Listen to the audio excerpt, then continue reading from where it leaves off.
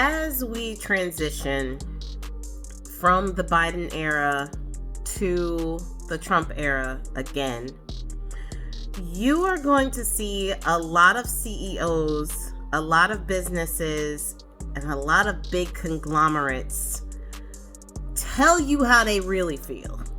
It is very easy for these companies to pretend like they care about inclusion and decency and truth until they feel emboldened to do the opposite.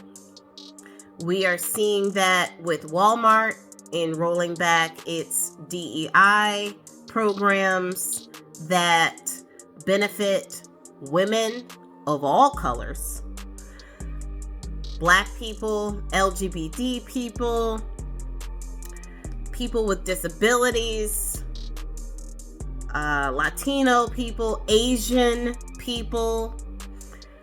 The DEI programs are not specifically for Black people.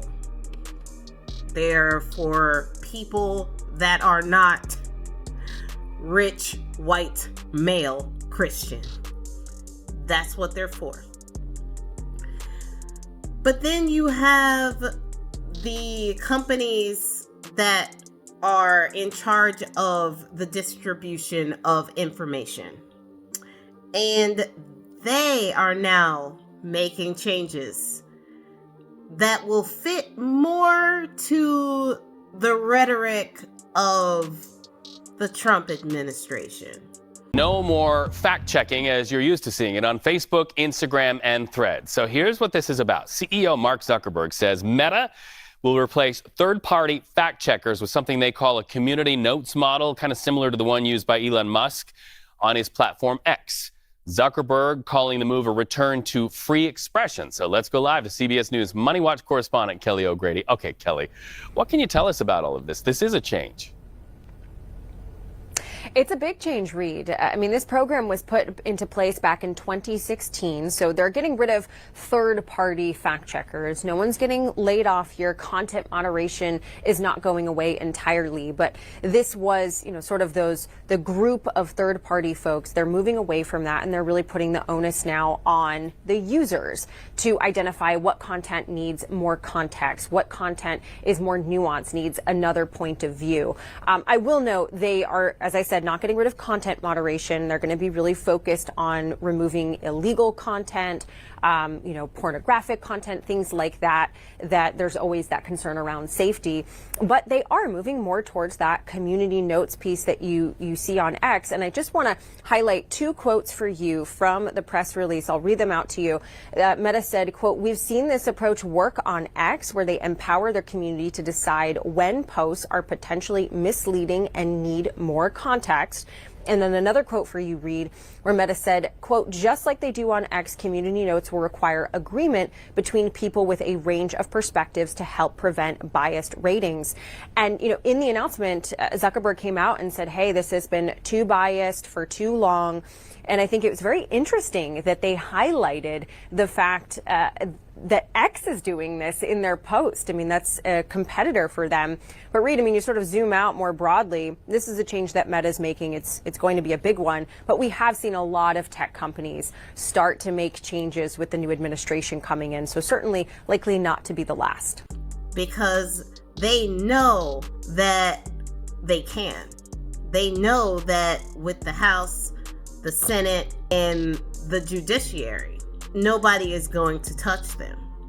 And I feel like it's sad that they can do that and just know that there are no repercussions to it, because the Republican Party has sank so low in decency that they just know that the Republican Party is not going to do anything at all if their platform becomes indecent.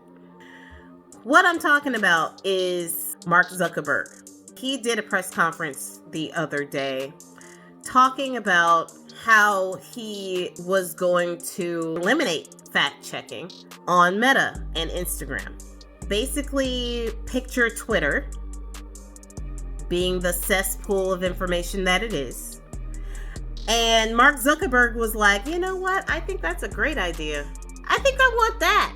He's going to remove fact checking from Meta and Instagram. And he is also going to stop the removal of hateful rhetoric and information that was on the program. You couldn't be blatantly racist. You couldn't be blatantly sexist or, anti-Semitic on those platforms. I personally didn't see a problem with that because people have become so bold behind their keyboards and they've become so mean and so hateful and so vindictive, and they just flat out will just be racist. Even down in my comments, I've had that. I don't believe that you guys are able to see those comments, but I see them.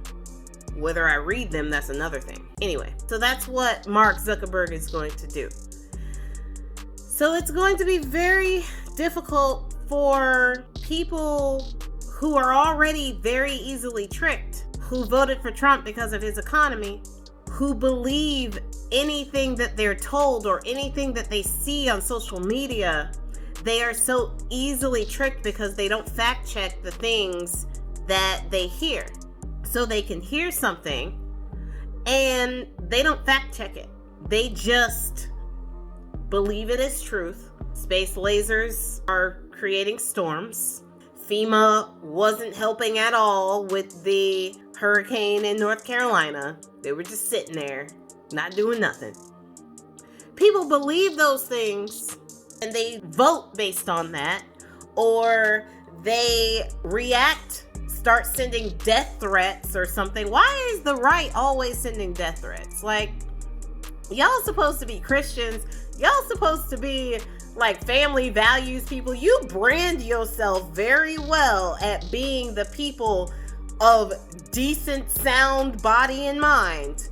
And you the first ones threatening somebody's life. Like, you do understand unaliving someone is a sin, right? But no, you Christians though, whatever, I digress. So we are in for a very difficult time. If we thought that it was difficult to get good information and real information to people before, and that disinformation campaign is the reason why so many people voted against their own interest to vote for Trump, we are about to be in for a world of hurt, because Facebook and Instagram were going to be the places where, not necessarily where you get your news. I wouldn't suggest getting your news from those places, but that's where a lot of people get their news. And that's where a lot of people could know that their news was at least fact checked, and if it was biased or something, it would at least say that, biased on the left or the right. It would at least tell you that so that you can give a little pause. But now it's not going to do that, and they have given people carte blanche to just be hateful because they're not going to do anything about that hateful rhetoric anymore.